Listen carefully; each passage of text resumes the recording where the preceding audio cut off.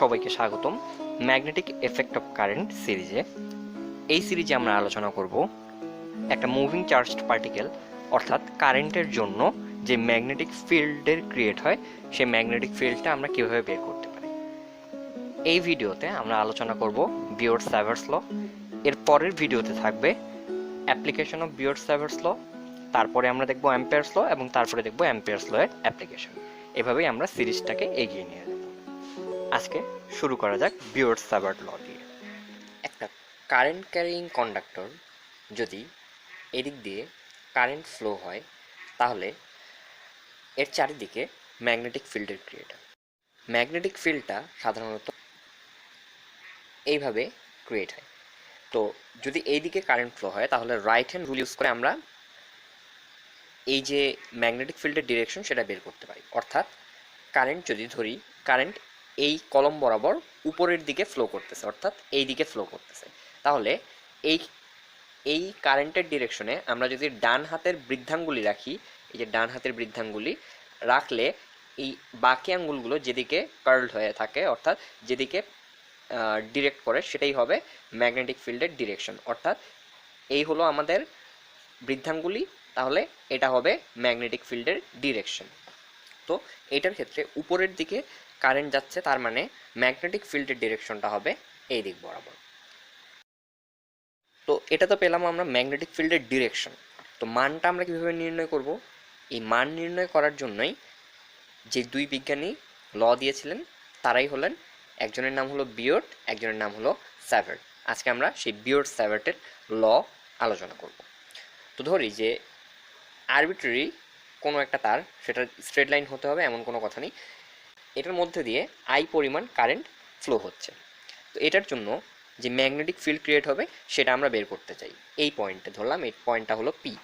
P পয়েন্টে magnetic ফিল্ডের direction বের ম্যাগনেটিক ফিল্ড এর মান বের করতে চাই আমরা।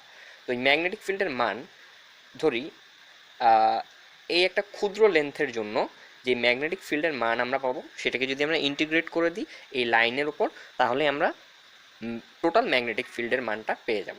তো এইটুকু লেন্থের জন্য ম্যাগনেটিক ফিল্ডের মান অর্থাৎ বি, এবং এটা যেহেতু আমরা ক্ষুদ্র একটা লেন্থ ধরেছি, ধরলাম যে এই লেন্থটা হলো ডিএল, তাহলে এই যে ম্যাগনেটিক ফিল্ডের মান এটা হবে একটা ডিফারেন্সিয়াল ফর্ম অর্থাৎ ডিবি।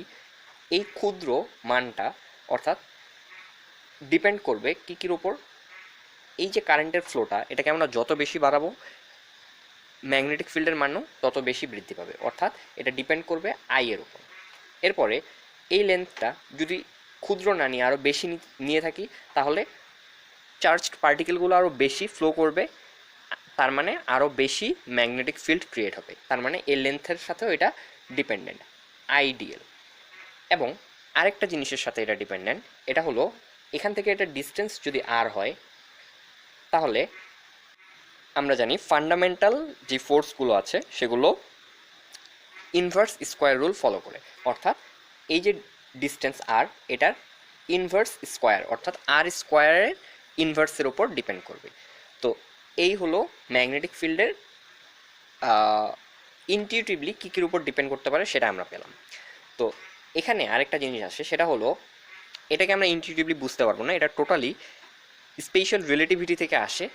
তো এই যে ম্যাগনেটিক ফিল্ডের মানটা আছে সেটা ডিপেন্ড করে সাইন থেটা, যেখানে থেটা হলো এই যে আমরা ক্ষুদ্র লেন্থটা কনসিডার করেছি, এখানে যদি আমরা একটা স্পর্শক আঁকি, এই স্পর্শক এবং এই যে দূরত্ব, এখন এই দূরত্ব এটাকে বলতে পারবো না, এটাকে আমরা বলবো ডিসপ্লেসমেন্ট অর্থাৎ সরণ ভেক্টর, এই ভেক্টরের সাথে যেই কোণ তৈরি করে সেই কোণটা, অর্থাৎ এটা যদি থেটা হয় তাহলে সাইন থেটার উপর ডিপেন্ড করে। এখন কোণ আসে দুইটা, একটা হচ্ছে এইটা আর একটা হচ্ছে এইটা। এটার মানটা কত? এটার মানটা হলো পাই মাইনাস থেটা। তো আমরা জানি যে সাইন থেটা আর সাইন পাই মাইনাস থেটা এই দুইটার মানটা আসলে সমান, এই জন্য যে কোনো একটা অ্যাঙ্গেল কনসিডার করলেই হবে, তাহলে এগুলোর উপর ডিপেন্ডেন্ট। তো এই যে বি এর মানটা এটা হলো প্রপোর্শনাল, অ্যাকচুয়ালি নট ইকুয়াল। তো এই যে প্রপোর্শনালিটি সাইনটা আছে সেই প্রপোর্শনালিটি সাইনটাকে যদি আমরা সাবস্টিটিউট করি তাহলে আমাদের একটা কনস্ট্যান্ট অফ প্রপোর্শনালিটি আনতে হবে, তাহলে আমরা লিখব ডিবি সমান, এইখানে কনস্ট্যান্ট অফ প্রপোর্শনালিটিটা হলো mu naught over 4 pi times of I dl sine theta divided by r square. এই যে মিউ নট আছে, এই মিউ নটটা হলো, এই মিউ নটটাকে বলা হয় absolute permeability of free space. কেননা আমরা ধরেছি যে এই যে রিজিয়নটা আছে, এই যে যেখানে আমরা এটা কনসিডার করছি সেটা রয়েছে বায়ুতে। যদি অন্য কোনো মিডিয়াম থাকতো তখন এখানে আমরা মিউ নট ইউজ করতাম না, তখন সেখানে আমরা মিউ ইউজ করতাম, অর্থাৎ absolute permittivity of that medium, যে মিডিয়ামের মধ্যে এই সিস্টেমটা আছে। তো এটার এককটা কি হবে, এটার এককটা আমরা এখন দেখি যে ডিবি সমান আমরা লিখছি mu naught over 4 pi times of I d l sine theta divided by r square. এটা ছিল বিয়ট স্যাভার্টস ল। এখান থেকে আমরা দেখব যে মিউ নটের এককটা আসলে কি। তো মিউ নট ওভার 4 পাই, এটা সমান আমরা লিখতে পারি dB r squared divided by I dl sine theta. এখান থেকে আমরা যদি ইউনিটগুলো চিন্তা করি, ম্যাগনেটিক ফিল্ডের একক হলো টেসলা, দূরত্বের স্কোয়ার, দূরত্বের একক হলো মিটার, মিটার স্কোয়ার্ড। এখান থেকে আই অর্থাৎ কারেন্টের একক হলো অ্যাম্পেয়ার, এবং ডিএল অর্থাৎ এটাও একটা লেন্থের একক হলো মিটার। তো এখান থেকে আমরা দেখছি যে মিউ নটের যে এককটা, অর্থাৎ মিউ নট ওভার 4 পাই এর এককও যা, মিউ নটের এককও তা, আর সাইন থেটা হচ্ছে ইউনিটলেস। তো এখান থেকে আমরা বলতে পারি যে মিউ নটের একক হলো টেসলা মিটার পার অ্যাম্পিয়ার। এরপরে আমরা দেখব যে এই যে বিয়ট স্যাভার্টস লটা আছে, আমি আরেকবার লিখছি যে dB is equals to mu naught over 4 pi times of I d l sine theta divided by r square. এই যে সূত্রটা আছে এটার, এই যে ডিবি এটা হলো একটা ভেক্টর, তো এই পাশটাকে অবশ্যই ভেক্টর হইতে হবে। তো এখানে ধরলাম যে আমরা একটা ইউনিট ভেক্টর কনসিডার করলাম ডিবি এর ডিরেকশনে। তো দেখি যে ডিবি এর ডিরেকশনটা আসলে কি।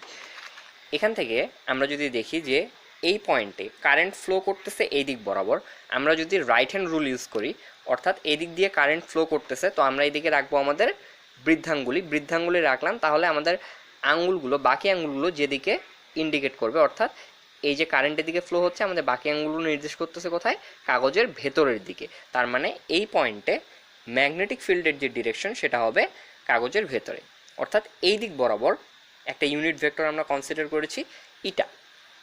তো এখানে আমরা সেই ইটাটাকে গুণ করে দিয়েছি। তাহলে এটাই হলো বিয়ট স্যাভার্টস ল এর ভেক্টর ফর্ম।